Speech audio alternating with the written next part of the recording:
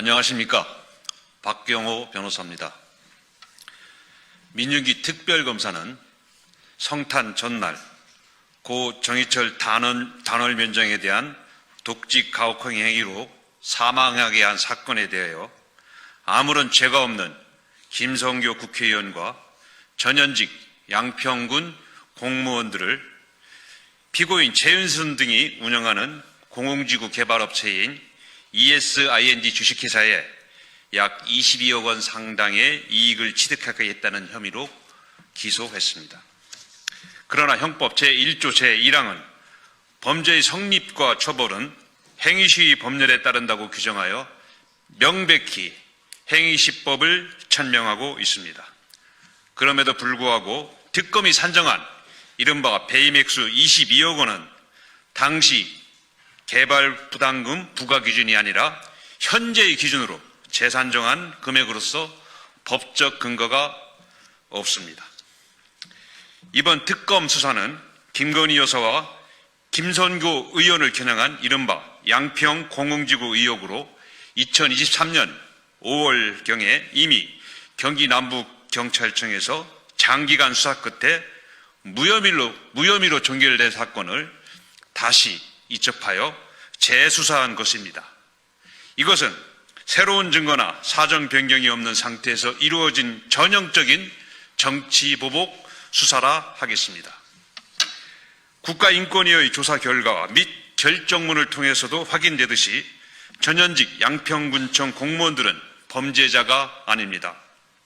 오히려 독직 범죄로 책임을 져야 할 사람들이, 그러한 주체들이 피해자들을 기소의 대상으로 삼는 법치주의 근간을 흔드는 기가 막힌 상황이 벌어진 것입니다. 특검은 새로운 증거가 없음에도 불구하고 피고인들의 자백을 강요하는 방식으로 수사를 진행하였습니다. 그 과정에서 심야조사, 장기간 대기, 반복적인 출석 요구, 강압과 해요, 기본적인 식사조차 제공하지 않는 등 중대한 인권 침해 행위를 자행했습니다. 그 결과 한 분은 극심한 인권 유린에 절규하다가 극단적인 선택을 하였고, 또 다른 두 분은 현재까지도 그 후유증으로 심각한 공포와 정신적 고통 속에서 살아가고 있습니다. 이들은 조작된 특검 수사 시나리오에 의해 희생된 피해자들로서 이러한 과정에서 작성된 진술주소는 증거 능력이 인정될 수 없습니다. 특검은 배포한 보도자료를 통해 김선교 당시 군수가 담당 공무원들에게 개발 부담금 감면을 지시하였다고 주장하고 있습니다. 그러나 관련 공무원들은 그러한 지시를 받은 사실이 전혀 없음을 일관되게 진술하고 있으며, 실제로도 관련 법령의 근거에 외부 전문 감정평가기관인 한양경제연구원에 의뢰하여 그 검토 결과에 따라 개발 부담금을 산정 부과했습니다. 이렇게 개발 부담금은 법정 계산식에 따라 산정되는 것으로 군수를 포함한 그 누구도 여기에 임의로 개입할 수 없습니다. 이러한 구조임을 수차례 설명한 바 있으며, 이러한 점이 인정되어 본 사안에 대해서 이미 경기 남부경찰청에서 무혐의로 종결한 것입니다.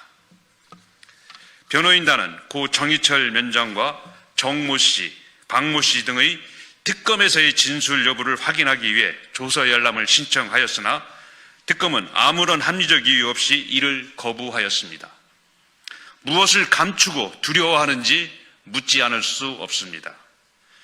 이재명 정권과 더불어민주당은 이 사건을 향후 지방선거에 악용할 가능성이 농후합니다만, 우리 변호인단은 재판 과정에서 특검 수사의 위법성과 인권 침해 실태를 낱낱이 밝히고 그것을 국민들에게 보고하겠습니다.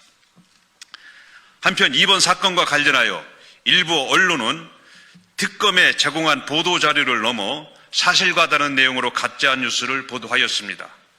전직 공무원 박모 씨가 김 군수의 지시로 김 여사 모친 최은순 씨와 오빠 김진우가 운영하는 업체, 즉 ESIND 그걸 도와주라고 진술을 했다는 보도가 있었으나 박 씨 본인은 그러한 진술을 한 사실이 없음을 분명히 밝혔습니다.